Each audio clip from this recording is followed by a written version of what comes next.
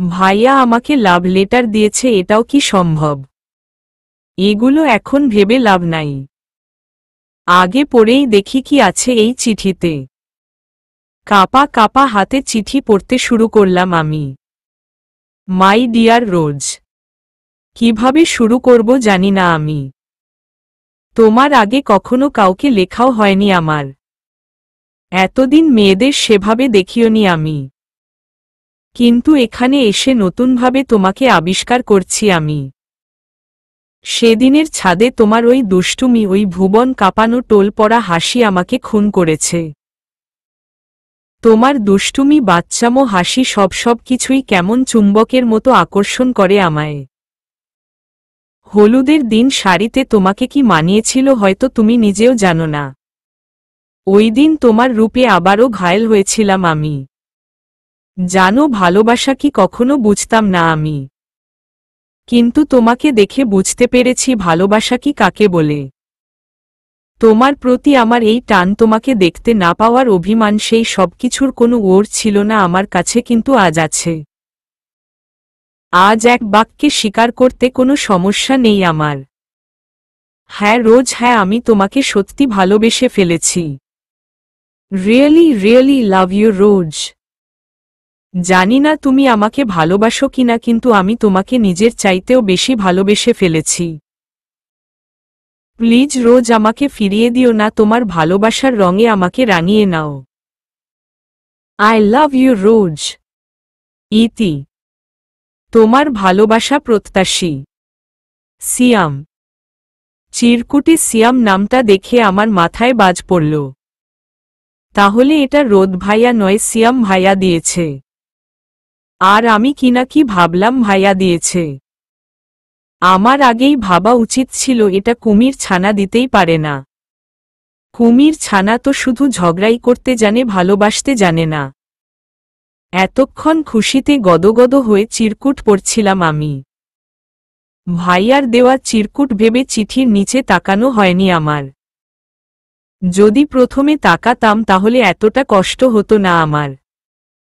প্রথম থেকেই জেনে যেতাম চিরকুটটা কে দিয়েছে। কিন্তু তা না করে এক গাল খুশি নিয়ে পড়ছিলাম, আর প্রত্যেকটা শব্দকে গভীরভাবে অনুভব করছিলাম আমি। কিন্তু লাস্টেই সিয়ামোনা ডিয়াম নামটা সব গোলমাল করে দিল আমার। আমার মুখের সমস্ত খুশি এক নিমিষেই হারিয়ে গেল। ওই সিয়ামকে এখন হাতের কাছে পেলে একটা লাথি দিয়ে নিচে ফেলে দিতাম।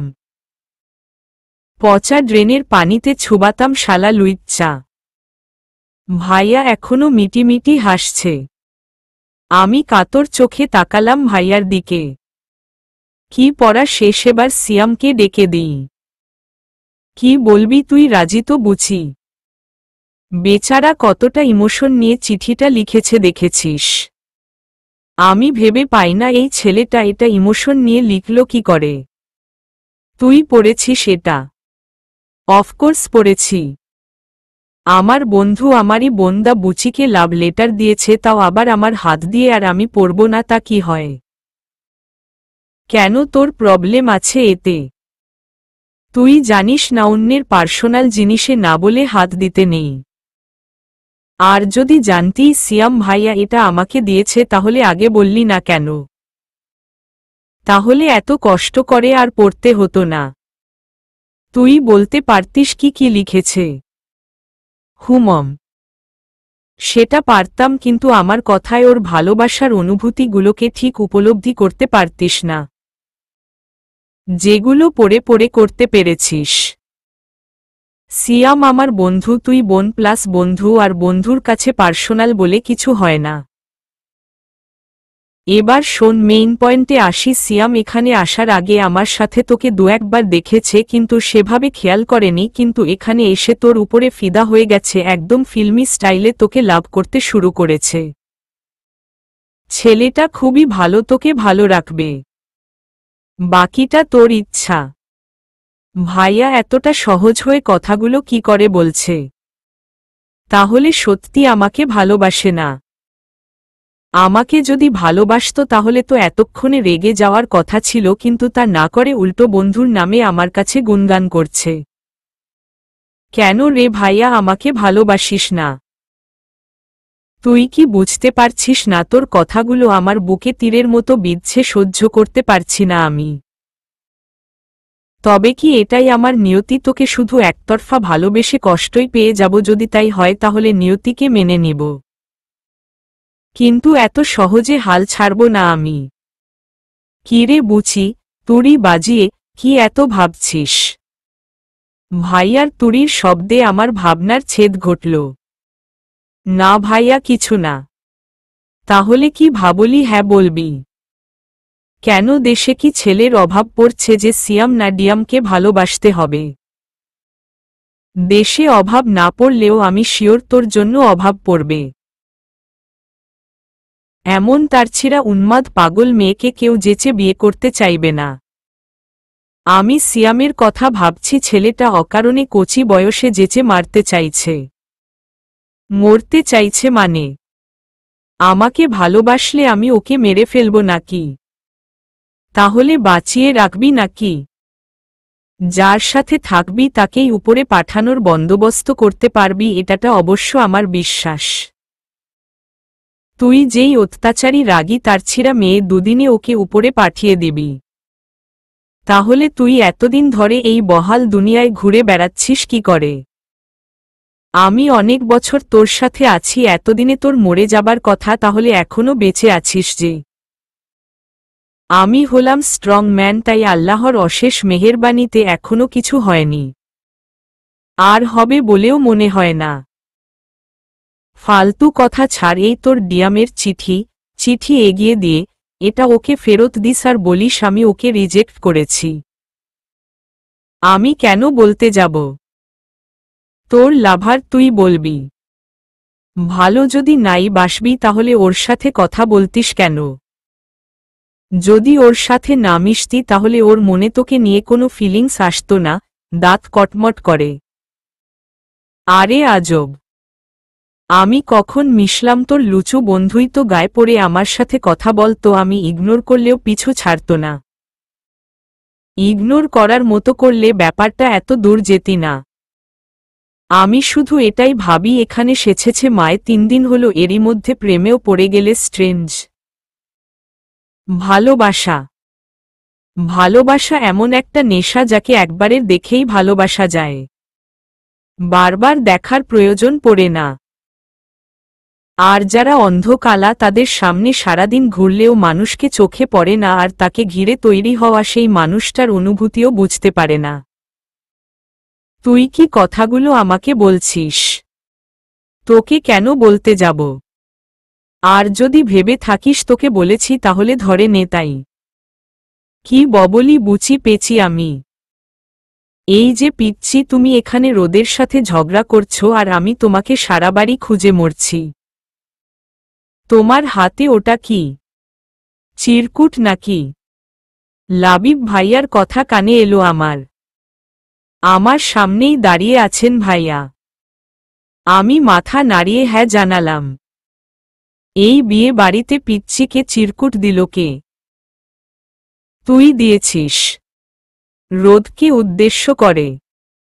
আশ্চর্য, আমি কেন এই বুচিকে চিরকুট দিতে যাব? তাহলে কে? আমার বন্ধু সিয়াম।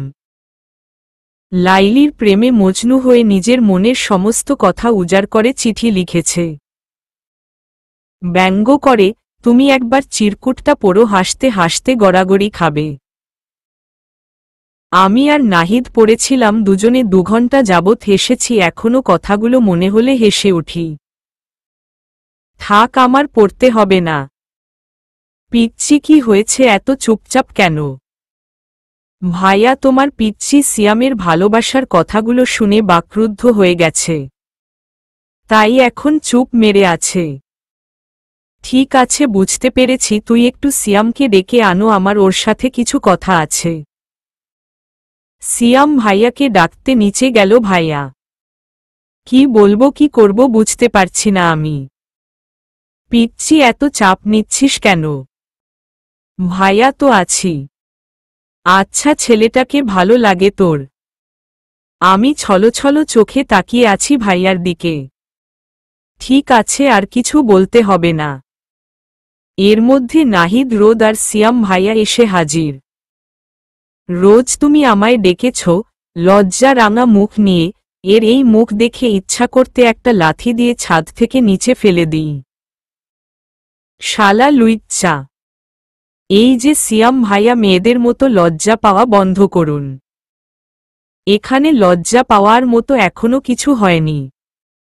আমার কথায় হেসে উঠল সবাই। রোদহাচ্ছা মমো আমাকে ডাকছে, তোমরা কথা বলো, আমি একটু আসছি। ভাইয়া আবারও নিচে চলে গেল। আচ্ছা পিচ্চি, রাগ করিস না। দাঁড়া ভাইয়া, কথা বলে নিই। শোন সিয়াম, রোজ তোমাকে ভালোবাসে না। সে অন্য একটা ছেলেকে ভালোবাসে। যদিও ছেলেটা এখনো পিচ্চির ভালোবাসাকে গ্রহণ করেনি, কিন্তু আমার পিচ্চি দু নৌকায় পা দিয়ে চলে না, তাই তোমাকে অ্যাকসেপ্ট করতে পারছে না। এবার তুমি আসতে পারো। আমি আপনার কথা বিশ্বাস করি না, রোজের মুখ থেকে শুনতে চাই।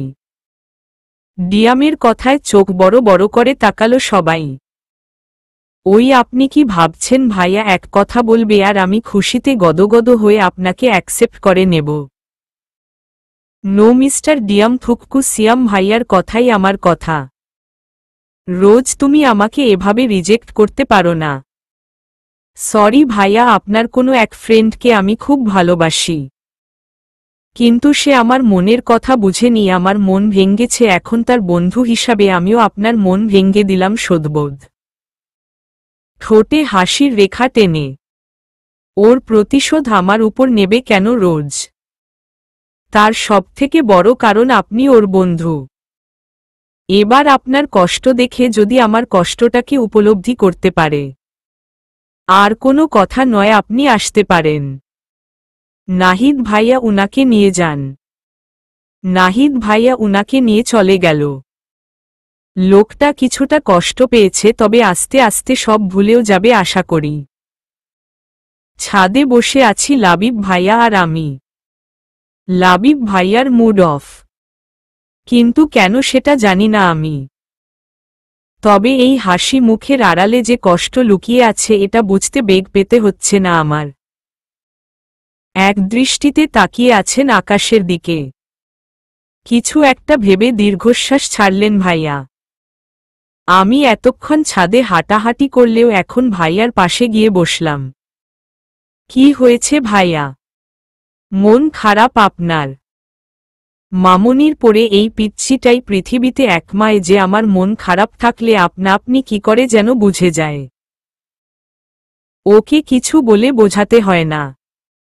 এজন্যই এই পৃথিবীতে ওকে আর মামনিকে সবচাইতে আপন মনে হয় আমার। জানিস পিচ্ছি, আগামী পরশু আমি ইউএসএ চলে যাচ্ছি। জানি না আদৌ কখনো ফিরব কিনা। ফিরার তেমন ইচ্ছাও নেই আমার। ভাইয়ার কথা শুনে মুখ কালো হয়ে গেল আমার। ভাইয়া এমনি এমনি কোনো কাজ করে না। তাহলে কি এমন ঘটল যার জন্য ভাইয়া এমন একটা ডিসিশন নিলেন? ভাইয়া হঠাৎ আপনি এমন ডিসিশন নিলেন কেন? যাবেন ঠিক আছে, কিছুদিন পর কাজ মিটে গেলে আবার ফিরে আসবেন। আমার কথায় মৃদু হাসলেন ভাইয়া। এখানে ফিরার জন্য আমার কোনো পিছুটান নেই। তুমিই বলো, এখানে ফিরেই কি হবে? কে আছে এখানে আমার? তার চেয়ে ওখানে কাটিয়ে দেওয়াই ভালো। আমি আপনার কেউ নই ভাইয়া। এভাবে আমাদের পর করে দিলেন। আমাদের জন্য ফিরবেন আপনি। প্লিজ এভাবে একেবারে যাবেন না প্লিজ। তুই আর মামনিই এখন আমার সব। তোদের ছেড়ে যেতে কষ্ট হবে, তবুও আমাকে যেতে হবে। পিচ্ছি রে, তুই বুঝবি না, এখানে থাকতে আমার খুব কষ্ট হচ্ছে। এই জীবনে শুধুমায় কষ্টই পেয়ে গেলাম। যখনই ভাবি এই বুঝি এক চিলতে খুশি আমার জীবনে আসলো, তখনই আবার সব শেষ। মাকে হারিয়ে নিঃস্ব হয়ে গিয়েছিলাম, বাবাও তার বিজনেস নিয়ে বিজি, এখন নতুন করে বাঁচার স্বপ্ন দেখছিলাম, আজ সেটাও শেষ হয়ে গেল। এই দেশ কষ্ট ছাড়া আমাকে কিছুই দিতে পারেনি, তাই অনেক ভেবে এই দেশে থাকব না বলে ডিসিশন নিয়েছি আমি। নতুন করে স্বপ্ন দেখেছিলেন মানে কি ভাইয়া? কাউকে ভালোবাসেন? ভাইয়া নিচের দিকে তাকিয়ে মাথা নাড়িয়ে হ্যাঁ বললেন। কাকে ভাইয়া আমাকে বলুন, আমি তার সাথে কথা বলবো। আপনি শুধু একবার তার নাম বলুন, আমার ভাইয়াকে কষ্ট দেওয়া বার করছি আমি। না রে পিচ্ছি, কিচ্ছু করতে হবে না। এখন তুই কথা বললে হয়তো ও আমাকে দয়া দেখাবে। কিন্তু এই লাবিব কারো দয়া নিয়ে বাঁচতে চায় না। জানিস, মেয়েটাকে খুব ভালোবেসে ফেলেছিলাম, প্রতিদিন ওকে না দেখলে কেমন পাগল পাগল লাগত। তাই ছুটে ওর কাছে চলে যেতাম। কিন্তু তার কারণ বুঝতে পারলাম, আমি ওকে ভালোবাসি, তখনই সব শেষ। আসলে আমি ভেবেছিলাম ও আমাকে ভালোবাসে, কিন্তু গতকাল জানতে পারি ও অন্য একটা ছেলেকে ভালোবাসে। শুনে মনে হয়েছিল পুরো পৃথিবীটা ধ্বংস করে দেই, মেরে ফেলি ওকে, পড়ে নিজেও মরে যাই। কিন্তু আবার ভাবলাম ও আমাকে ভালোবাসে না বলে অন্যের ভালোবাসা কেড়ে নেওয়ার কোনো অধিকার আমার নেই। এখানে থাকলে ওকে অন্য কারোর সাথে দেখতে পারবো না আমি। তাই অনেক ভেবে ওর থেকে দূরে থাকার একটা পথ পেয়েছি আমি, আর পরশু সেখানেই পাড়ি জমাবো। ভালোবাসায় এত কষ্ট জানতাম না রে পিচ্ছি, এখন বুঝতে পারছি কাউকে না পাওয়ার কষ্টটা কি। কান্না করে। ভাইয়াকে কি বলবো, কি বলে সান্ত্বনা দেব আমি? এর আগে কখনো এভাবে ভেঙে পড়তে দেখিনি আমি। আজ একটা মেয়ের জন্য এতটা কষ্ট পাচ্ছে। সারা জীবন শুধু কষ্টকেই বয়ে বেড়াতে হলো। আর যাকে ভালোবাসলেন সেও এমন করল। হঠাৎ অনুভব করলাম আমার চোখেও পানি। কিছুক্ষণ এভাবে থেকে নিজের চোখ মুছে ভাইয়ার চোখ মুছে দিলাম আমি। না ভাইয়া, যাবেন না। আজকে আমরা সবাই ওই একটা মেয়ের জন্য পর হয়ে গেলাম। উহুম, তুই আমার কাছে কোনো দিন পর হবি না রে। মামনিকে মা আর তোকে নিজের বোন ছাড়া কখনো পর ভাবিনি। এখন যাচ্ছি, কয়েকদিন পর মতো পাল্টালে ঠিক ফিরে আসব, জোরপূর্বক হাসির রেখা টেনে। আচ্ছা বাদ দে এসব। তুই কি রোদকে কখনো সিরিয়াসলি বলেছিস তুই ওকে ভালোবাসিস? তুমি কিন্তু কিছুদিন পর ফিরে আসবে, কথা দাও। নইলে আমি তোমাকে যেতেই দেব না। না ভাইয়া, সেভাবে কখনো বলিনি। আচ্ছা বাবা, ঠিক আছে, আমি আসব। এবার হ্যাপি? হুমম, এই না হলে আমার ভাইয়া। আচ্ছা শোন তাহলে, তোকে একটা কথা বলি, মনের কথা কখনো চেপে রাখিস না। আমি নিজের মনের কথা ওকে বলতে পারিনি বলে আজ ও অন্য কারোর। যদি আরও আগে বলে দিতাম তাহলে আজকে ওকে হারাতে হতো না। তাই তোকে বলছি, রোদকে হারাতে দিস না। তোর মনের কথা ওকে খুলে বল। আশা করি রোদ তোকে ফিরিয়ে দেবে না, কারণ আমি বিশ্বাস করি রোদও তোকে ভালোবাসে। কিন্তু ভাইয়া, এক এক সময় মনে ভাইয়া হয় আমাকে ভালোবাসে না, আবার এক একবার ওর ব্যবহারে বুঝি ভাইয়াই একমায় যে আমাকে বুঝে ভালোবাসে। এসব চিন্তা করিস না, রোদও তোকে ভালোবাসে। আচ্ছা বাদ দে, রোদ এদিকেই আসছে। ভাইয়াকে দেখেই দুজনে চুপ হয়ে গেলাম। ভাইয়া এসেই আমাদের পাশে বসল। কিরে বুচি পেচি, তুই নাকি সিয়ামকে রিজেক্ট করেছিস? করেছি। ওই ডিয়ামকে রিজেক্ট করব না তো কি মাথায় নিয়ে নাচব নাকি? না চলেই ভালো হতো। এই জীবনে প্রেম বা বিয়ে করার জন্য আর ছেলে পাবি বলে আমার মনে হয় না। যা ও ভাগ্যের জুড়ে একটা পেয়েছিলি সেটাও আজ নিজের দোষে হারিয়ে ফেললি। আচ্ছা রোদ, যখন কাউকে পাওয়া যাবে না তখন তোর ঘাড়েই চাপিয়ে দেব। এবার রোজের টেনশন বাদ দে তো। ভাই আমি তোমার পায়ে ধরি, তুমি আমার জীবনটা এভাবে নষ্ট করে দিও না। আমি তো তোমার শত্রু নই, বলো তোমার ভাই হই, তাই আমার সাথে এত বড় অন্যায় তুমি করো না প্লিজ। কি বললি, আমাকে বিয়ে করলে তোর জীবন নষ্ট হয়ে যাবে? আরে আমি তোকে বিয়ে করলে তোর জীবন ধন্য হয়ে যাবে, ভাব নিয়ে। এই রোজকে পাওয়া ভাগ্যের ব্যাপার, কারণ পৃথিবীতে এই রোজ একটাই আছে। আল্লাহ এমন ভাগ্য তুমি আমায় দিও না। সেটা আমিও জানি, এমন হাড় ঝালানো পাগল রোজ একটাই আছে, এর কোনো কপি নেই। তার জন্য আল্লাহর কাছে লাখ কোটি শুকরিয়া জানাই। দু হাত তুলে ভাইয়ার কথায় রাগান্বিত চোখে ওর দিকে তাকিয়ে আছি আমি। এখন ওর সব কয়টা চুল ছিঁড়ে ফেলতে ইচ্ছা করছে আমার। তুই আবার আমায় পাগল বললি তো? এখন সামনে আছি তাই মর্ম বুঝতে পারছিস না, যখন থাকব না তখন ঠিকই বুঝবি আমি তেরো কি ছিলাম। মর্ম বুঝব না, ছাই হাফ ছেড়ে বাঁচব। উফ, রুষা আপুর বিয়েটা হয়ে গেল, এখন তোকে তাড়াতাড়ি বিদায় করতে পারলে আমি মুক্ত।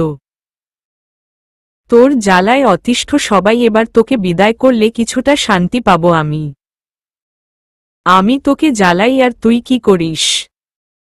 তুই দুধে ধোয়া তুলসী পাতা নস।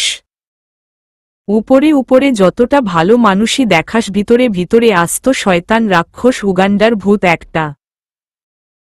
আচ্ছা দুই ঝগড়ুটে, এবার আপনারা থামেন, আমি আর আপনাদের ঝগড়া শুনতে পারছি না।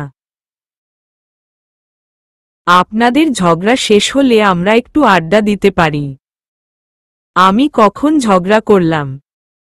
ভাইয়াই তো আমার সাথে ঝগড়া শুরু করল। আমি? আশ্চর্য, আমি কখন? তুই তো আগে শুরু করলি, আমি শুধু তোর কথার পিঠে জবাব দিয়েছি। কি মিথ্যুক রে বাবা! নিজের ঝগড়া শুরু করে এখন আমার ঘাড়ে কিভাবে দোষ চাপাচ্ছে দেখ। যে সারাক্ষণ দোষ করে বেড়ায় তার উপর নাকি এখন দোষ চাপাচ্ছি আমি, হাস্যকর। উফফ, এবার তো থামো তোমরা। এবার যদি দুজনে মুখ বন্ধ না করো তাহলে আমি এক্ষুনি বাসায় চলে যাব। ভাইয়ার ধমক শুনে দুজনে দুদিক ফিরে মুখ গোমরা করে গালে হাত দিয়ে বসে আছি। কিছুক্ষণ চুপ থেকে আবারও কথা শুরু হলো আমাদের। এর মধ্যে নিতু আপু, সিয়াম ভাইয়া, নাহিদ ভাইয়া যোগ দিয়েছে আমাদের সাথে। সিয়াম ভাইয়াকে দেখে বড্ড অস্বস্তি হচ্ছে আমার। তবুও লাবিব ভাইয়ার কথায় বসে আছি আমি। সিয়াম ভাইয়াকে খুব আপোসেট দেখাচ্ছে, কিন্তু আমার কিছু করার নেই ভাইয়া।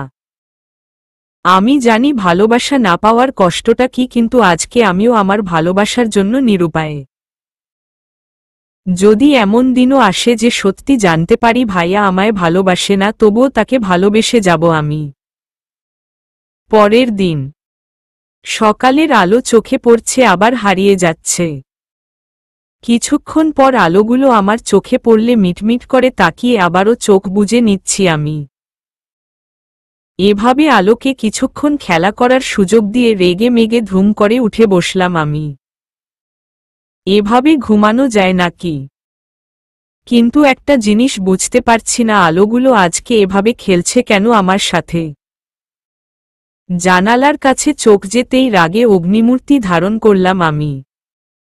জানালার পর্দা ধরে দাঁত কেলিয়ে দাঁড়িয়ে আছে রোদ ভাইয়া। তাকে এভাবে দেখে বুঝতে বাকি নেই আমার ঘুমের 12টা বাজালো কে। বিছানায় বসেই ভাইয়ার দিকে অগ্নিদৃষ্টি নিক্ষেপ করলাম আমি। তোর কি আমাকে ঝালানো ছাড়া আর কোনো কাজ নেই? শান্তিতে ঘুমোতেও দিবি না দেখছি। ওই তুই এত সকালে আমার ঘুম ভাঙ্গালি কেন? শোন বুচির কথা, এখন নাকি সকাল 10টা বাজে, একটু পর সবাই আপুর বাসায় যাওয়ার জন্য রওয়ানা দেবে আর তুই এখনো ঘুমিয়ে আছিস। তোর ভালো করতে এসে সকাল সকাল কতগুলো কথা শুনিয়ে দিলি আমায়। মন খারাপ করে থাক, অনেক করেছেন আমার ভালো। এভাবে কেউ কারো ঘুম ভাঙ্গায় নাকি? আমাকে ডাকলেই পারতি। হুহ, সেটা তোকে আমায় বলতে হবে না। আমার মাথায় তোর মতো গোবর ভর্তি নয়, প্রথমেই ডেকেছি, কিন্তু কালার কানে কি কথা পৌঁছাবে না তো। তাই বাধ্য হয়ে এই রাস্তা বেছে নিয়েছি। কি হ হ হ, আমি না, তুই কালা। আমার কান যথেষ্ট ভালো আছে।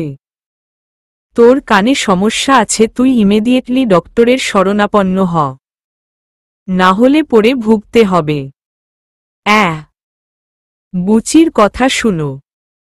আজ পর্যন্ত কোনো কালাই স্বীকার করেনি সে কালা, উল্টো অন্যদের দোষারোপ করেছে। তুই তার ব্যতিক্রম হবি না তা জানি আমি বলেই শটান হয়ে শুয়ে পড়ল আমার পাশে। আচ্ছা, তোর এত উপকার করলাম, তার জন্য তুইও আমার একটা উপকার করে দে। রাতে ঘুমোতে দেরি হয়েছে, আবার খুব ভোরে উঠতে হয়েছে, এখন আমার মাথা ব্যথা করছে। আমার মাথাটা একটু টিপে দে তো। এমনি এমনি সকাল সকাল ঘুম ভাঙ্গাল, এখন আবার উল্টা পাল্টা কথা বলছে। এখন এত কষ্ট করে সেট করা সব চুল ছিঁড়লে একটু শান্তি পেতেও পারি।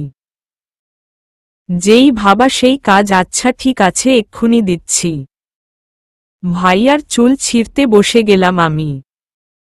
প্রথমে না নড়লেও এখন বুঝতে পারছে কি হচ্ছে। একটু পর চিৎকার দিয়ে উঠে বসল ভাইয়া। এই বুচি, তুই আমার মাথা টিপছিস না চুল ছিঁড়ছিস? দুইটাই।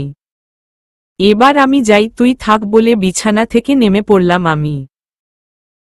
আমার মাথার সব চুল ছিঁড়ে এখন আবার চুপচাপ চলে যাবি আর সেটা আমি মেনে নেব? দাঁড়া। তখনই রুমে ঢুকলেন ফুপ্পি। কিরে রোজকে ডাকতে এসে তুই বিছানায় কি করছিস এখন? তুই ঘুমাচ্ছিস নাকি? আসলে মাথা চুলকাতে চুলকাতে।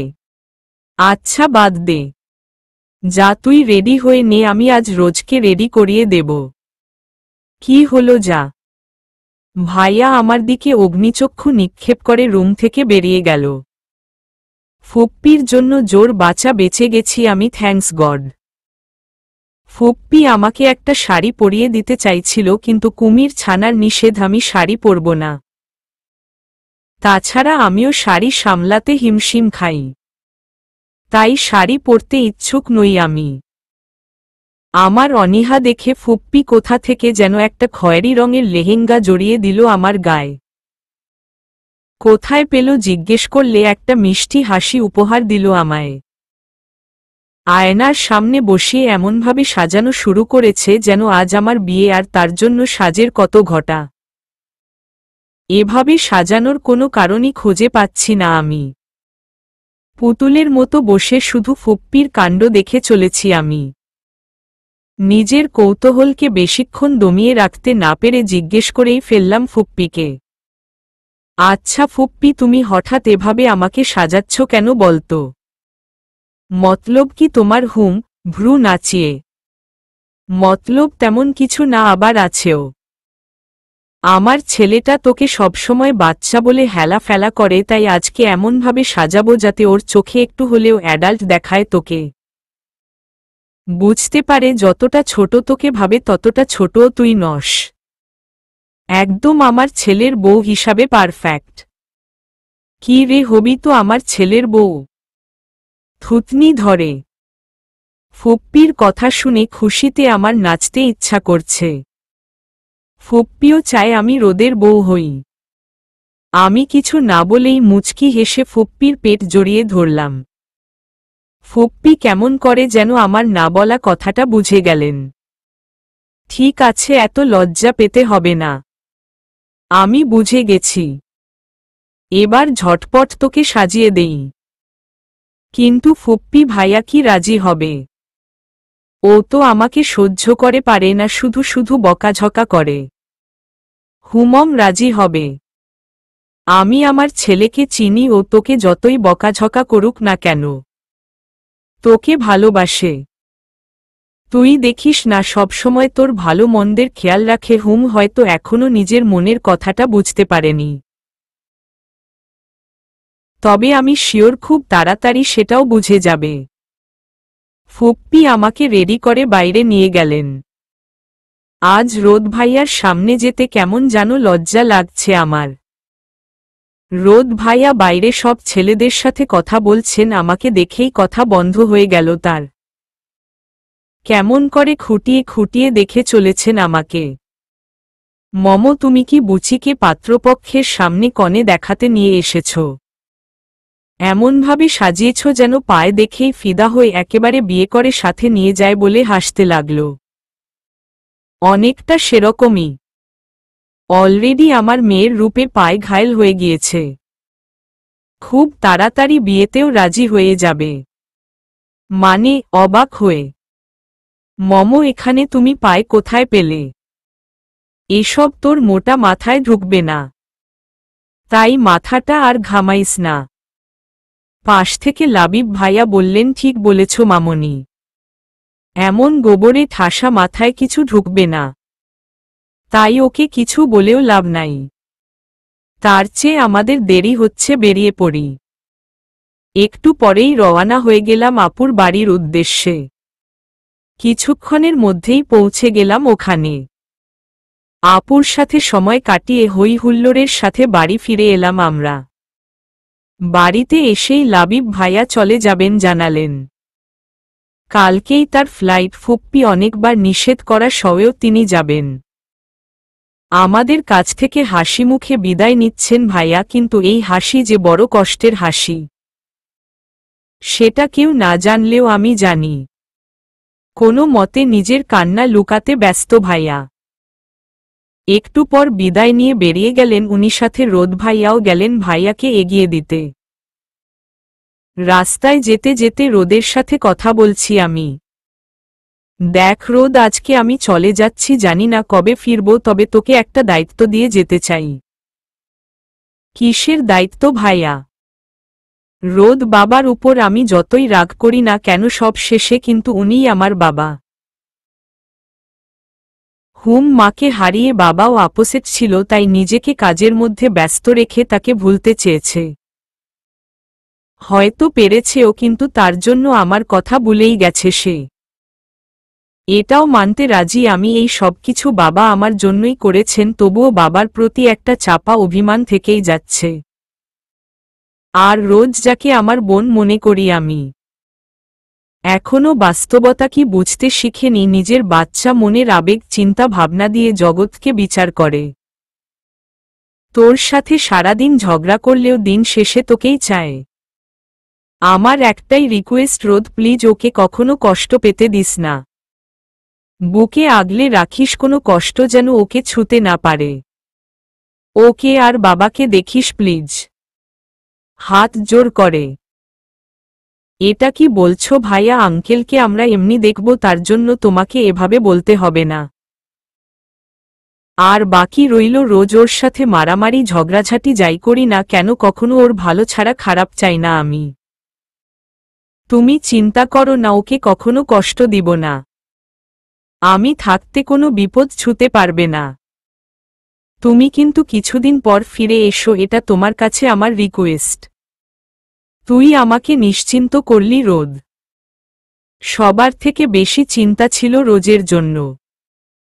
এখন তুই যখন দায়িত্ব নিয়েছিস তাহলে ওর কিচ্ছু হবে না, এটা আমি জানি। ওকে ভালো থাকিস, আসছি। ছাদের রেলিং ধরে দাঁড়িয়ে আছি আমি। আজকে লাবিব ভাইয়ার জন্য খুব খারাপ লাগছে। কি করে মেয়েটা পারল আমার ভাইয়ার মতো একটা ছেলের মন ভেঙে দিতে। ওই মেয়েটাকে একবার হাতের কাছে পেলে বুঝিয়ে দিতাম আমার ভাইয়াকে দেশ ছাড়া করার ফল। ওরে শাকচুন্নি, আমার ভাইয়াকে কাদালি তো দেখিস, তোর ওই বয়ফ্রেন্ড দুদিন পর তোকে ছেড়ে দিয়ে অন্য মেয়ের সাথে ঘুরবে। তখন বুঝবি ভালোবাসা হারানোর কি জ্বালা। ভালোবাসা এমনি কখনো তার খারাপ চাওয়া যায় না। সবসময় শত অপমানের পরেও বেহায়া মনটা তাকেই চায়। আচ্ছা, ভালোবাসলে মানুষ এমন বেহায়া হয়ে যায় কেন? জানি না আমি। নিজের কাছেই এই প্রশ্নের কোনো ওর নেই আমার। একমনে এসব ভেবে চলেছি আমি। পেছনে থেকে কুমির ছানার গলা পেয়ে চমকে উঠলাম আমি। ওই বুচি, এত অন্যমনস্ক হয়ে কি ভাবছিস সিয়ামের কথা বুঝি? এখন এটাই ভাবছিস তো ছেলেটা হাত ছাড়া করে ঠিক করিসনি। তুই যে ওর মতো ছেলের প্রপোজাল পেয়েছিস সেটা তেরো ভাগ্যের ব্যাপার। অবশ্য আমিও জানি এই ভুলের জন্য তোকে পড়ে পস্তাতে হবে, কিন্তু এখন আর কি করবি, যা হওয়ার হয়ে গেছে। তোর একটা ভুলের জন্য এমন একটা ইয়াং হ্যান্ডসাম ছেলে হাতছাড়া হয়ে গেল। ইসস, কুমির ছানার কথায় রাগে ফুঁসছি আমি। কিন্তু সেদিকে তার কোনো হুঁশই নেই। সে এক নজরে আকাশের দিকে মুখ করে তাকিয়ে আছে। কি বলে এই কুমির ছানা? আমি কি এতটাই খারাপ দেখতে নাকি? আচ্ছা, তোর বন্ধুকে কি মনে করিস তুই সালমান খান নাকি? আর আমি কি কাজের মেয়ে সখী না যে সালমান খানের প্রপোজাল পাওয়া আমার ভাগ্যের ব্যাপার হবে? আমার কাছে তো সেরকমই মনে হয়। ব্রেকিং নিউজ, আমাদের সুপারস্টার সালমান খানকে রিফিউজ করেছে সামান্য এক কাজের মেয়ে সখিনা। দারুণ না? হাসতে হাসতে, আশ্চর্য, আমাকে কোনো এঙ্গেল থেকে তোর কাজের মেয়ে হয়ে হয়? যেখানে সবাই আমাকে দেখে ক্রাশ খায় অথচ আমি পাওয়া দিই না, সেখানে তুই আমাকে কাজের লোক বানিয়ে দিলি। আসলে তোর কানের সাথে সাথে চোখেও পটরি বেঁধে রেখেছিস, তাই এমন কথা বলিস। আমারই আগে বোঝা উচিত ছিল কানা লোকেরা কি করে ভালো কিছু দেখবে। সব দিক থেকে, কাজে কর্মে কথাবার্তায় সবকিছুতেই কেমন কাজের মেয়ে ভাব। আর আমি অন্ধ নই বুঝলি, তাই কোনটা ঠিক আর কোনটা ভুল ঠিক দেখতে পারি। নিজেকে কোনো সুন্দরী ভেবে ভুল করিস না। নাকটা বুচা, চোখ দুটো কেমন যেন, মুখে কোনো মায়া নেই, কেমন ধারালো ধারালো ভাব। মেয়ে তো এমন হবে যাকে দেখলেই ভালোবাসতে ইচ্ছা করবে, কাছে পেতে মন চাইবে, চোখে মুখে অদ্ভুত এক মায়া লুকিয়ে থাকবে। চোখ বন্ধ করলেই ওর মায়ামাখা মুখটা ভেসে উঠবে। কিন্তু তোর মধ্যে তার কিছুই নেই। আচ্ছা ভাইয়া, সত্যি কি আমাকে ভালোবাসা যায় না? আমি কি দেখতে খুব খারাপ? সেটা তোর না জানলেও চলবে। এবার নিচে চল, সবাই তোকে খুঁজছে বলে কোনো মতে যেন পালিয়ে গেল ভাইয়া। এখন একটা কথাই আমার মাথায় ঘুরছে, সত্যি কি দেখতে ভালো না আমি, আর তার জন্যই কি ভাইয়া আমাকে ভালোবাসে না ইগনোর করে জানতে হবে? ড্রয়িং রুমে বসে আড্ডা দিচ্ছে সব ছেলেমেয়েরা, সাথে দাদুও আছে। ভাইয়া দাদুর একদম পাশেই বসে দাদুর কানের কাছে কি যেন বলছে আর দুজনে হাসছে। সবার সামনে গাল ফুলিয়ে দাঁড়িয়ে পড়লাম আমি। এখন আমি সবার দৃষ্টির কেন্দ্রবিন্দু হয়ে গেলাম সহজেই। কার কাছে বসা যায় সে নিয়ে ভাবনায় মগ্ন আমি। নিতু আপু, কিন্তু না, আজকেও কোথাও জায়গা নেই আমার জন্য। তাই এখানে না দাঁড়িয়ে বাইরের দিকে পা বাড়ালাম আমি। পেছনে থেকে দাদু বললেন, কি ছোট গিন্নি, কোথায় যাচ্ছ? আমাদের সাথে বসো। না দাদু, একটু পর আসছি, আমি এখন বাইরের হাওয়া খাবো। দেখেছ নানু, তোমার নাতনি কেমন রাক্ষসী, এত ভালো ভালো খাবার খেয়েও পেট ভরেনি, এখন হাওয়াও খেতে হচ্ছে। ভাইয়ার কথাগুলো কানে এলেও কোনো কথা না বলে চলে গেলাম আমি। আমার এই নীরবতা নিশ্চয় কারো কাম্য ছিল না। সবাই হয়তো এটাই ভেবেছিল এবার তুমুল ঝগড়া বাঁধবে আমাদের মাঝে। কিন্তু তা না করে চুপচাপ বেরিয়ে গেলাম আমি। নানু বুচির কি হলো? আমাকে 10টা কথা না শুনিয়ে এভাবে চুপচাপ চলে গেল। দেখতে হচ্ছে ব্যাপারটা। পুকুর পাড়ে হাঁটছি আমি, কাকে জিজ্ঞেস করলে সত্যি বলতে আমি কেমন দেখতে? নাহিদ ভাইয়া একমায় বলতে পারে। নাহিদ ভাইয়ার কথা মনে হতেই রোদ আর নাহিদ ভাইয়া হাজির আমার সামনে। আমি চট করে দাঁড়িয়ে পড়লাম ভাইয়ার সামনে। আমার এমন কাণ্ডে বোকার মতো তাকিয়ে আছে দুজনে। নাহিদ ভাইয়া আমার দিকে ভালো করে তাকিয়ে বলো তো আমি দেখতে কেমন? আমার মুখ দেখলেই তোমার মায়া লাগে কিনা? আমার চোখে মুখে তাকালে ভালোবাসতে ইচ্ছা হয় কিনা? আমার কথা শুনে দুজনের চোখ বেরিয়ে আসার উপক্রম। নাহিদ ভাইয়া হ্যাবলার মতো কিছুক্ষণ আমার দিকে তাকিয়ে ভালো করে পর্যবেক্ষণ করে বলল, তোমাকে দেখে যে কোনো ছেলে তোমার মায় পড়ে যাবে। তোমার সৌন্দর্যে মুগ্ধ না হয়েই পারবে না। তুমি এমন একটা মেয়ে যাকে ভালো না বেসে থাকা যায় না। খুশিতে লাফিয়ে উঠে, সত্যি বলছো ভাইয়া? তাহলে রোদ ভাইয়া যে তখন বলল, মন খারাপ করে, ওর কথায় কান দিও না। ও এসব ভুলভাল কথা প্রায় সময়ই বলে থাকে। তোমাকে পরীর মতো লাগে। যে ছেলে তোমাকে পাবে সে খুব ভাগ্যবান হবে। ইয়াহু! দেখলি ভাইয়া, সবাই আমাকে কি ভাবে। একমায় তুই আমার প্রশংসা না করে নিন্দা করিস। ভাইয়া চুপ করে দাঁড়িয়ে দাঁড়িয়ে আমার কাণ্ড দেখে চলেছে, যেন বোবা হয়ে গেছে। একদিক দিয়ে ভালোই হয়েছে, ভাইয়া চুপ থাকলে আমার ওরগুলো ইজিলি পেয়ে যাব, কথার মধ্যে কেউ ব্যাঘাত ঘটাবে না। আচ্ছা নাহিদ ভাইয়া, এবার বলো তো আমাদের দুজনকে মানিয়েছে কি না। আমার এমন প্রশ্নে অবাক হয়ে আমাদের দিকে তাকিয়ে আছে ভাইয়া। কিছুক্ষণ তাকিয়ে বলে উঠল, খুব মানিয়েছে। তোমাদের দেখলে যে কেউ বলবে made for each other. Thanks ভাইয়া। এবার আপনি যদি একটু ওদিকে যান তাহলে আমি রোদ ভাইয়ার সাথে। ওকে, তোমরা কথা বলো, আমি আসছি। বলে ভাইয়া বাড়ির ভেতরে চলে গেল। ভাইয়া, তোকে আজকে আমি কিছু কথা বলতে চাই, যেগুলোকে প্লিজ আমার বাচ্চামো ভাবিস না। আজ আমি যা চাই তাই মন থেকে বলবো।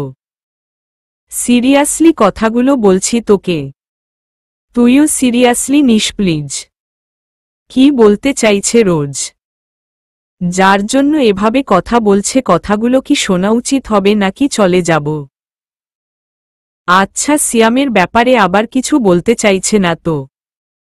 ঠিক আছে বল। আমি অনেকদিন ধরে কথাগুলো বলতে চাইছিলাম, কিন্তু সময় বা সুযোগ কোনোটাই পাচ্ছিলাম না। আজকে মনে হলো কথাগুলো বলে ফেলাই উচিত। অনেকদিন ধরে তোদের বাড়িতে আছি আমি, আর তোদের বাড়িতে থাকার একটাই কারণ আছে, তা হলো তুই। তোকে 5 বছর আগে প্রথম দেখেই ভালো লেগেছিল আমার। তখন ফুপ্পির রিকোয়েস্টে তোদের বাড়িতে আসলেও এখানে আসার মূল উৎস ছিলিস তুই। ধীরে ধীরে তোর প্রতি আমার একটা ফিলিংস তৈরি হতে থাকে, যা প্রথমে না বুঝলেও এখন বুঝতে পারি আমি। সারাদিন এত ঝগড়া মারামারি করলেও তোকে চাই আমি। প্রতিটি নিঃশ্বাসে মিশে আছিস আমার। আমি চাইলেও আমার মন থেকে সরাতে পারি না তোকে, তাই বারবার তোর কাছে ফিরে আসি। এর কারণ একটাই, তোকে ভালোবেসে ফেলেছি। সত্যি রোদ, তোকে খুব ভালোবাসি আমি। সারা জীবনের জন্য তোকে পাশে চাই আমার। তুই কি ভালোবাসবি ঠাসস। গালে হাত দিয়ে দাঁড়িয়ে আছে রোজ, মুখে কোনো কথা নেই। অবুঝ শিশুর মতো পিটপিট করে তাকিয়ে আছে রোদের দিকে। চোখ বন্ধ করে দাঁড়িয়ে নিজের রাগকে কন্ট্রোল করার চেষ্টা চালাচ্ছে রোদ। বড় বড় কয়েকটা নিঃশ্বাস ছেড়ে অগ্নিচক্ষু নিয়ে রোজের দিকে তাকালো সে। আজকে রোজের মুখে কোনো কথা নেই, চুপচাপ দাঁড়িয়ে শুধু অঝরে কাঁদছে। দেখে মনে হচ্ছে কোনো পাথর দাঁড়িয়ে আছে রোদের সামনে। রোদ কিছুক্ষণ চুপ থেকে বলতে শুরু করল, তুই কি রে? হ্যাঁ, এতদিন তোর কথাগুলোকে আমি ফান ভেবেছিলাম, তাই এতটা পাওয়া দিইনি। কিন্তু আজ তো দেখি কথাগুলো সত্যি বলছিস। এতদিন তোর পাগলামিগুলোকে প্রশ্রয় দিয়ে মাথায় তুলে ফেলেছি। এখন সময় এসেছে আছাড় দিয়ে ফেলে দেওয়ার। তুই ভাবলি কি করে তেরো মতো তারছিরা পাগল মেয়েকে আমি ভালোবাসব? লজ্জা করে না নিজের ফুফাতো ভাইকে নিয়ে উল্টা পাল্টা ভাবতে? দেশে কি ছেলের অভাব ছিল যে আমাকে নিয়েই এসব ভাবতে হলো? কান খুলে শোনে রাখো, আমি তোকে ভালোবাসি না শুধু মায় বড় মামুর মেয়ে বলে তোর দেখাশোনা করি, ভালোবাসি, এর বেশি কিছু না। আমার কাছে নিতু যেমন তুই তেমন, দুজনের মধ্যে কোনো ফারাক নেই। আর কোনোদিন ভালোবাসার দাবি নিয়ে আমার সামনে দাঁড়াবি না। এবার এসব পাগলামি মাথা থেকে বের করে পড়াশোনায় মন দে, তাহলে ভালো পায় দেখে বিয়ে দিতে পারব। রোদ ভাইয়ার কথাগুলো শুনে অঝরে পানি পড়ছে আমার চোখ থেকে। ভিতরে তোলপাড় শুরু হয়ে গেছে। রোদ ভাইয়া আমাকে এসব বলল, আজ নিজের কানকেও বিশ্বাস করতে পারছি না আমি। যেই লোকটার কাছে আমার ভালোবাসার কোনো মূল্যই নেই, তাকে কিনা আমি এতটা ভালোবাসলাম। আজ নিজের উপরে নিজেরই ঘৃণা হচ্ছে। ছি। হাতের পিঠ দিয়ে চোখ মুছে চেয়াল শক্ত করে ভাইয়ার দিকে তাকালাম আমি। Enough is enough. আপনি অনেক বলে ফেলেছেন মিস্টার রোদ। এবার আমাকেও কিছু বলতে দিন। আপনাকে ভালোবেসে আমি অনেক বড় পাপ করে ফেলেছি, তা কখনো বুঝতে পারিনি আমি। কিন্তু আজ বুঝতে পারছি। তার জন্য আই এম সরি। আজকে নিজেরই বিশ্বাস করতে কষ্ট হচ্ছে আপনার মতো চিপ মাইন্ডের মানুষকে আমি ভালোবেসেছি। কি বললেন আপনি? নিজের ফুফাতো ভাইকে নিয়ে এসব ভাবতে আমার লজ্জা হয় না? না, হয় না। আজ আপনি আমাকে যতটা অপমান করলেন, কষ্ট দিলেন, তার জন্য আপনাকে কোনোদিনও ক্ষমা করতে পারবো কিনা জানি না আমি। তবে একটা কথা বলছি, আমি যেমন আপনাকে ভালোবেসেছি আপনাকেও আমাকেই ভালোবাসতে হবে। দেখে নিবেন অ্যাট লাস্ট এই পাগল তারছিরা মেয়ের জন্য পাগল হবেন আপনি। কিন্তু সেদিন আমার কিছুই করার থাকবে না। আজকে আমাকে অপমান করে তাড়িয়ে দিলেন, একদিন আমার ভালোবাসা পাবার জন্য আমার কাছে অনুরোধ করবেন আপনি। কিন্তু সেদিন আমি আপনার কোনো কথা শুনব না, মনে রাখবেন। একদিন আমার ভালোবাসা বুঝবেন আপনি, কিন্তু সেদিন অনেক দেরি হয়ে যাবে। কথাগুলো বলার সময় বারবার জড়িয়ে যাচ্ছে। আর কিছু বলতে ইচ্ছা করছে না আমার, কিন্তু আজকে আমাকে বলতে হবে, চুপ থাকলে চলবে না। গলা শুকিয়ে কাঠ হয়ে গেছে, কয়েকটা শুকনো ঢোক গিলে আবারও বলতে লাগলাম আমি। আগে যা ভুল করার করে ফেলেছি, আর কোনো ভুল করব না আমি। আপনি আমার ফুফাতো ভাই, কিন্তু কখনো সেভাবে সম্মান দেইনি। অবুঝের মতো ব্যবহার করেছি। কিন্তু আর নয়, আজকে থেকে সেই সম্মানও পাবেন আপনি। যদি ভুল কিছু বলে থাকি ক্ষমা করে দেবেন বলেই দৌড়ে ভিতরে চলে গেলাম আমি। আমি এখনো পুকুর পাড়েই দাঁড়িয়ে আছি। কি বলে গেল রোজ? খুব খারাপ বিহেভ করে ফেললাম নাকি? সত্যি কি আমাকে ভালোবাসে রোজ? এমনভাবে তো কখনো কথা বলে না, তাহলে আজ এত কথা বলল কেন? সত্যি কি কষ্ট পেয়েছে? পেলেই ভালো, তবুও যদি ভালোবাসার ভূত ঘাড় থেকে নামে। কত বড় বড় কথা বলে গেল, আমি এই রোদ নাকি ওর জন্য পাগল হব? আকাশ কুসুম চিন্তা করছে, আস্ত পাগলি মেয়ে একটা। যাক, ভিতরে গিয়ে দেখি কি হচ্ছে। নিজের রুমের দরজা লাগিয়ে চোখের জলের বিসর্জন দিচ্ছি আমি।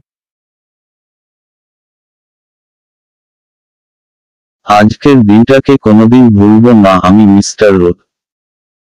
যেই ভালোবাসার জন্য আপনি আমাকে এতদিন ধরে এত অপমান করলেন, একদিন আমার সেই ভালোবাসাকে পাওয়ার জন্য পাগল হবেন আপনি। সব ফিরিয়ে দেব আপনাকে আমি। কষ্ট কাকে বলে এবার বুঝবেন আপনি। রোজের পাগলামি কাকে বলে এখনো দেখেননি আপনি, এবার দেখবেন রোজের পাগলামি। বাঁকা হেসে কিছুক্ষণ কেঁদে চোখের পানি মুছে আর কাঁদব না আমি। আপনার জন্য এক ফোঁটা চোখের জলও পড়বে না আমার চোখ থেকে। লাউড স্পিকারে ডিজে গান চালিয়ে বিন্দাস নাচতে লাগলাম আমি। আমার এই আনন্দের পেছনের কারণ হয়তো সকলেরই অজানা। হয়তো বুঝতে পারছে আজ অনেক খুশি আমি। কিন্তু কেউ এটা জানতে পারবে না ভিতরে ভিতরে কতটা কষ্টে আছি আমি। বুকের ভিতরে অসহ্য যন্ত্রণায় দগতে দগতে মরছি। নিজের কষ্ট লুকানোর জন্যই এই ছোট আয়োজন আমার। ভিতরে এসেই 440 ভোল্টেজেরও শক খেলাম আমি। এত লাউডে মিউজিক শুনছে কে? আর বুচিই বা কোথায়? কোথাও দেখতে পারছি না কেন? সোফায় বসে বুচিকে খুঁজছি আমি, কিন্তু কোথাও নেই। নিতু এসে কফি ধরিয়ে দিল আমার হাতে। নিতু, বুচি কোথায়? ও তো লাউডে মিউজিক বাজিয়ে দরজা লক করে নাচানাচি করছে। কারো ডাক শুনছে না, সেই যে বাইরে থেকে এসে ভিতরে ঢুকলো আর বাইরে বের হয়নি। কি হহ, আজব পাগল মেয়ে এটা। এতক্ষণ ভাবলাম কষ্টে হয়তো মরে যাচ্ছে, এখন দেখছি কিছুই না, এটা নেচে সেলিব্রেট করছে। ভালো, খুব ভালো।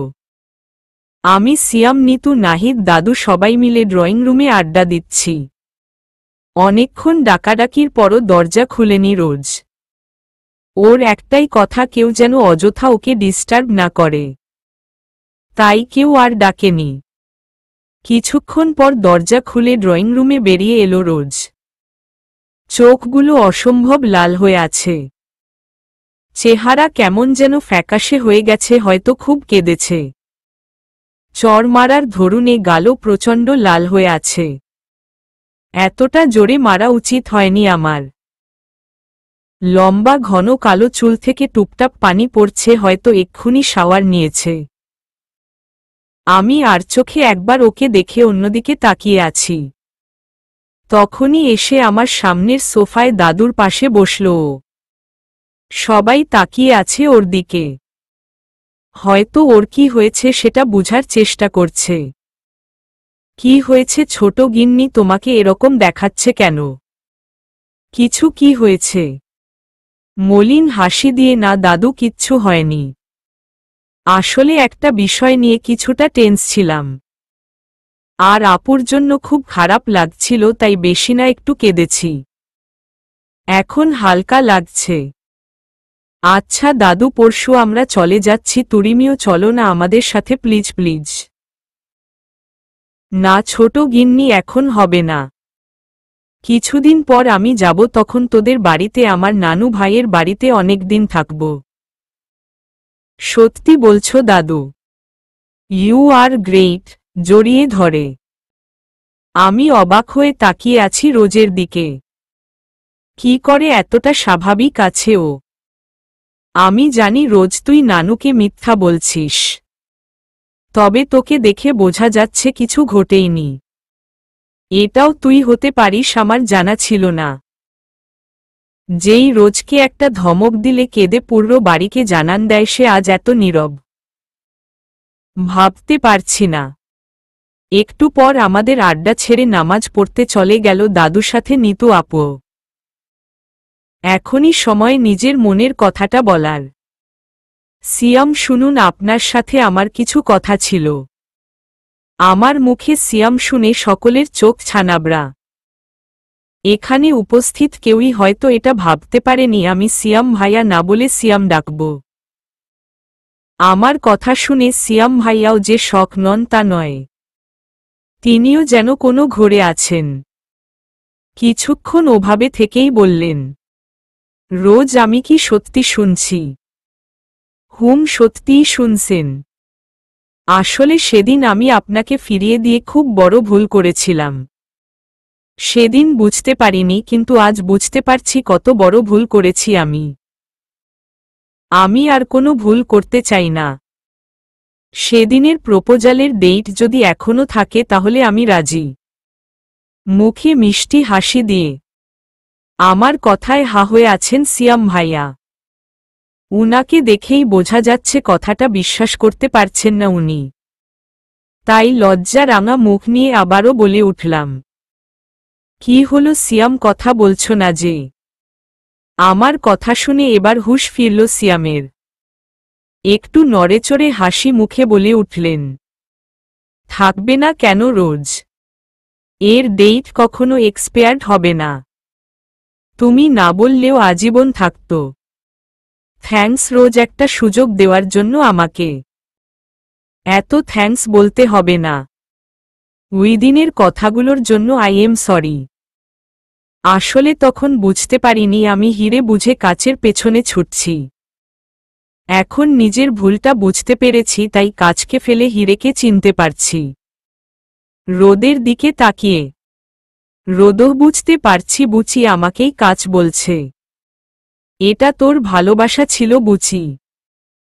আমি না বলতেই অন্যজনের গলায় ঝুলে পড়ছিস। খুব ভালো করছিস তুই। তাচ্ছল্যের হাসি দিয়ে, তোরা এখানে এসব কি বলছিস? আমাদের আড্ডার মধ্যখানে প্রেমালাপ করতে লজ্জা লাগছে না? নাহিদও না, এখানে ওদের লজ্জা পাওয়ার কি আছে? হ্যাঁ, লজ্জা পেলে তুই পেতে পারিস, আমরা নই। কারণ আমি সিয়ামের বন্ধু আর তুইও তাই, তবে রোজের দিক থেকে তুই ওর বড় ভাই। সে কারণে তোর লজ্জা লাগলে বাইরে চলে যা, আমাদের একটু কথা বলতে দে। উফ রোদ ভাইয়া, আপনি এত রাগ করছেন কেন?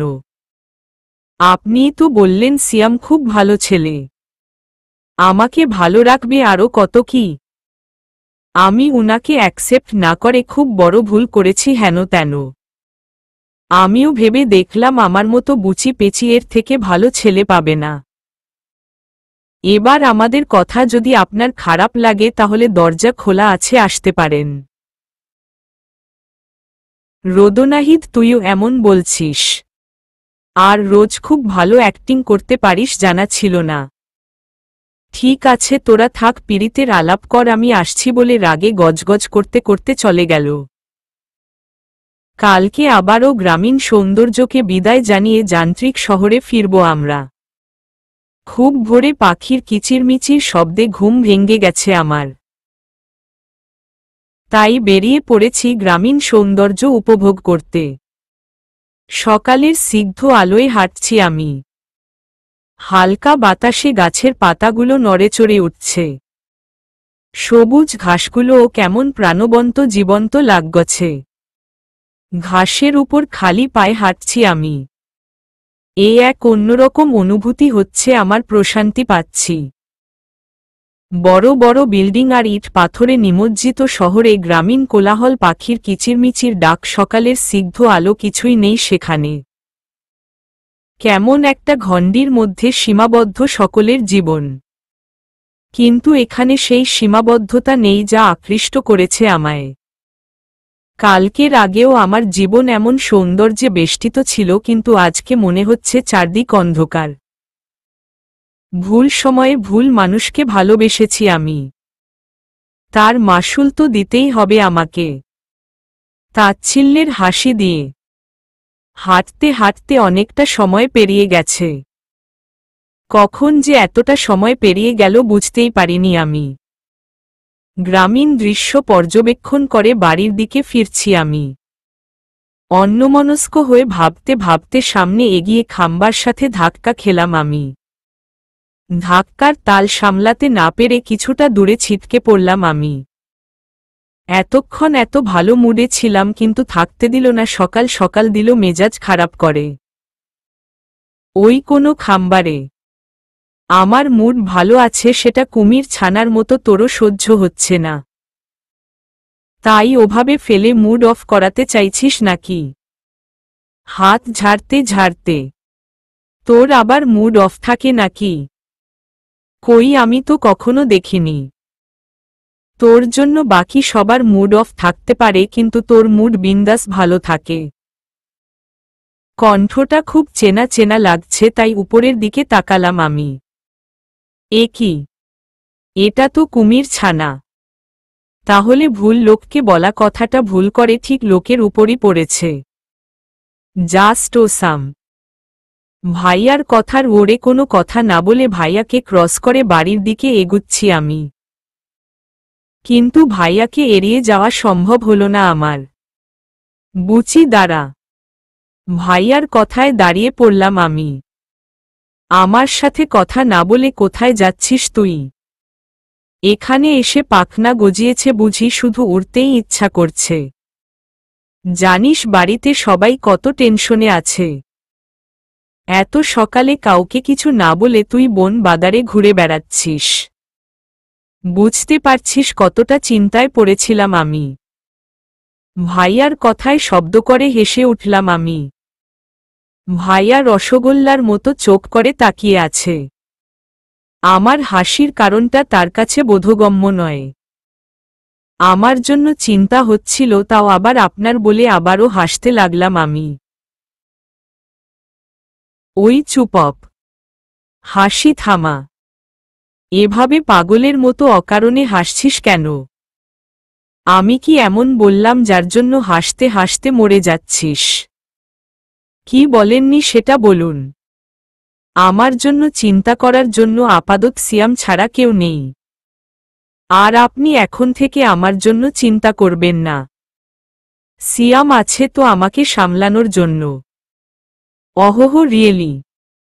এতক্ষণ ধরে আমরা তোকে হন্যে হয়ে খুঁজোচ্ছি আর তোর সিয়াম নাক ডেকে ঘুমাচ্ছে। শালা প্রেমিক একেই বলে যার প্রেমিকাকে পাওয়া যাচ্ছে না, অথচ প্রেমিক আরামে নাক ডেকে ঘুমাচ্ছে আর আমি না ঘুমিয়ে অন্যের প্রেমিকাকে খুঁজে মরছি। আবারও হাসতে লাগলাম আমি। ভাইয়া আপনি কি পাগল টাগল হয়ে গেলেন? সিয়াম তো আমার সাথেই ছিল, ওই দেখুন এখন আমার জন্য কুল ড্রিঙ্কস নিয়ে আসছে সিয়ামকে দেখিয়ে। আসলে খুব গরমে তেষ্টা পেয়ে গিয়েছিল তাই ওকে পাঠিয়েছিলাম, বুঝেছেন? সিয়ামকে দেখেই কেন যেন মাথায় আগুন ধরে গেল আমার।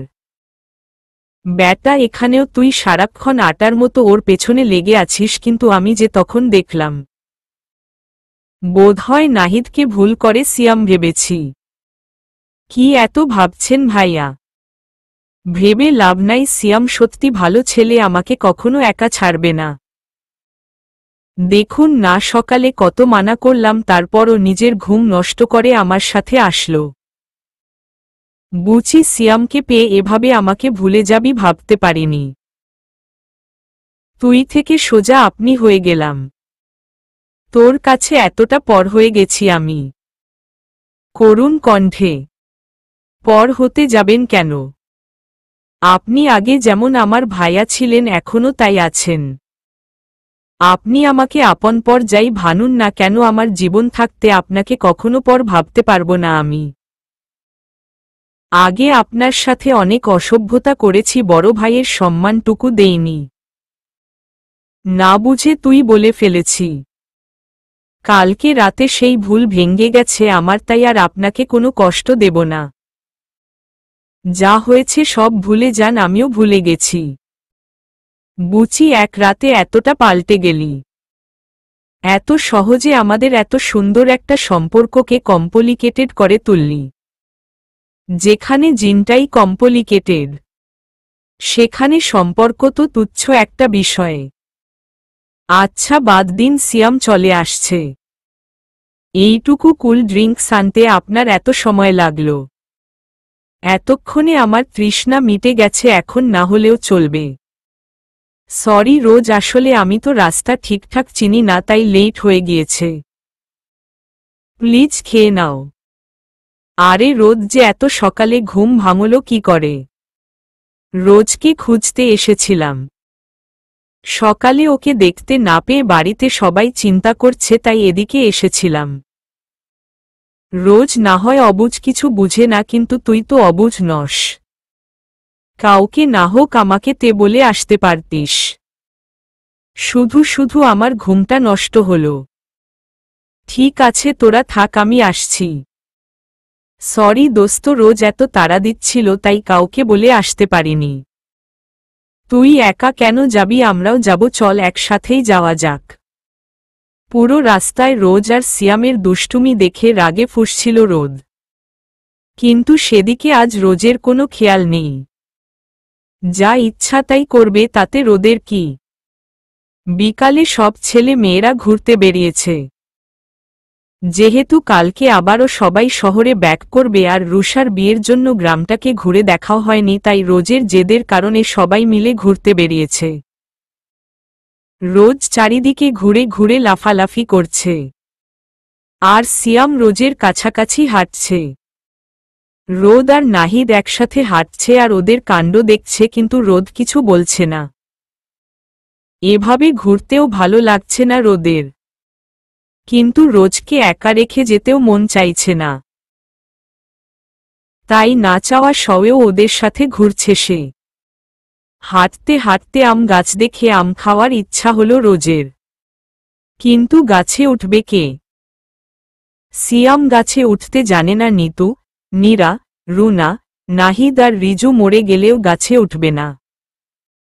ওদের গাছ উঠলে ভয় লাগে। বাকি রইল রোদ, তাকে মরে গেলেও রোজ বলবে না। রোজ এমন ভাব করছে যেন রোদ তাদের সাথে আছে এটা জানেও না। একবারও রোদের দিকে তাকাচ্ছে না পর্যন্ত। রোদ ভেবেই নিয়েছিল সবাইকে বলে রোদের কাছে আম পেড়ে দেওয়ার জন্য বায়না করবে। কিন্তু না, রোদকে অবাক করে দিয়ে আজ প্রথম রোদের কাছে বায়না করল না রোজ। মন খারাপ করে গাল ফুলিয়ে সামনে হাঁটতে লাগল। রোজের এই বিহেভ মেনে নিতে পারছে না রোদ। এতদিন ধরে যেই রোজ সব আবদার রোদের কাছে করেছে, রোদ না চাইলেও জোর করে সেই কাজটা করিয়েছে। আজকে সেই রোজ একবারের জন্য রোদকে বলল না। ব্যাপারটায় বেশ অবাক হয়েছে রোদ, সাথে রিজুও। রিজু, সেই রোদ, তুই একটু আম পেড়ে দে না। আমরা তো কেউ গাছে উঠতে জানি না, কিন্তু তুই তো জানিস, তাহলে দে না। রোদকে কিছু বলতে না দিয়ে সামনে থেকে রোজ বলে উঠল, ভাইয়া, আমি আম খাবো না। কাউকে গাছে উঠতে হবে না। তোমরা যখন কেউ গাছে উঠতে জানো না, তাহলে আমার লাগবে না। রিজু বুঝতে পারল দুজনের মধ্যে কিছু একটা হয়েছে, না হলে রোজ এভাবে রোদকে ছেড়ে দিত না। এখন সবার সামনে কথা বাড়িয়ে লাভ নেই, বাড়িতে গিয়ে জানা যাবে। সবাই সামনের দিকে এগুচ্ছে আর রোদ মন খারাপ করে এখনো সেখানে দাঁড়িয়ে আছে। একটু এগিয়ে নাহিদ খেয়াল করল রোদ নেই, তাই কয়েক পা পিছিয়ে রোদের কাছে আসল। কিরে, মন খারাপ? উহুমম, মন খারাপ হতে যাবে কেন? কোনো কারণ নেই বলছিস? তাহলে এখানে দাঁড়িয়ে কি করছিস? চল যাই। চল। সামনে এগিয়েই দেখল রোজ কাদো কাদো মুখ নিয়ে পায়ে হাত দিয়ে মাটিতে বসে আছে। সবাই ঘিরে ধরেছে ওকে, আর সিয়াম ওর কাছেই বসে আছে। এটা দেখে দৌড়ে রোজের কাছে গেলাম আমি। পায়ে কিছু একটা ফুটেছে হয়তো, কিন্তু সেটা কাউকে দেখতে দিচ্ছে না রোজ। রিজু আর সিয়াম অনেক বলছে পা দেখানোর জন্য, কিন্তু সে পা দেখাবে না। আমিও অনেকবার বললাম, কিন্তু বুচির কানে কোনো কথাই পৌঁছাল না। শুধু ভ্যা ভ্যা করে কাঁদছে। এই কান্না বন্ধ, চুপ কর। দেখি পা দেখা, না হলে পা ভেঙে দেব। তখন কি হয়েছে সেটা দেখার প্রয়োজন পড়বে না। না, আমি দেখাবো না। আমি দেখেছি কাঁচ ফুটেছে। ভাইয়া, আমাকে বাড়ি নিয়ে চলো, আমি এখানে থাকব না। রিজুকে উদ্দেশ্য করে, একদম চুপ, কাঁদবি না। বাড়ি নিয়ে চলো, যেন বাড়িতে গেলেই পা থেকে কাঁচ খসে পড়বে, বের করার প্রয়োজন পড়বে না। বলে জোর করে পা থেকে হাত সরালাম বুচির। সরু কাচের টুকরো ভেঙে অর্ধেক পায়ে ফুটে আছে। কাছে হাত দিতে খুব শক্ত করে আমার হাতে ধরল রোজ। না ভাইয়া, প্লিজ, এটা থাক। হাত ছাড়, কিন্তু ছাড়ছে না। এক ঝটকায় হাত ছাড়িয়ে নিলাম আমি। কিন্তু বাংলা সিনেমার নায়কের মতো মুখ দিয়ে কাঁচ তুলতে পারবে না আমি, তাই হাত দিয়েই চেষ্টা করে দেখি। কাঁচ ধরে টান দিতেই আহহ বলে চোখ খিচে বন্ধ করে আমার কাঁধে খামচি দিয়ে ধরল রোজ। এবার চোখ খোল, দেখ, কাঁচ বেরিয়ে গেছে। চোখ খুলেই দ্রুত আমার কাঁধ থেকে হাত সরিয়ে নিল রোজ। কিন্তু রক্ত পড়া বন্ধ হচ্ছে না। এখন কোথাও ব্যান্ডেজও পাওয়া যাবে না। তাহলে কি করা যায়? রিজু ভাইয়া কোথা থেকে জড়িবুটি নিয়ে আসলো? আপাতত এটা দিয়ে রক্ত বন্ধ করতে হবে। না না, এটা আমি পায়ে লাগাবো না। এগুলো দিলে খুব জ্বালা করবে। লাফানোর সময় মনে ছিল না। তখন একটু দেখে শুনে হাঁটলে এরকম কিছুই হতো না। এখন এত কথা না বলে এটা লাগাতে দে। না, কিছুতেই না। রিজু ভাইয়া, তুমি ওর হাত চেপে ধরো তো। রিজু হাত দুটো শক্ত করে ধরে আছে আর রোদ জড়িবুটি লাগাচ্ছে। জড়িবুটি দেওয়ায় ক্ষতস্থান জ্বালা করছে। রোজ শুধু কেঁদেই যাচ্ছে। রোজ যন্ত্রণায় চটপট করছে দেখে ওর পায়ে ফু দিচ্ছে রোদ, যাতে ওর কষ্ট একটু কম হয়। রোজ কিছুটা শান্ত হয়ে হতবিহ্বল হয়ে রোদের দিকে তাকিয়ে আছে। চলবে।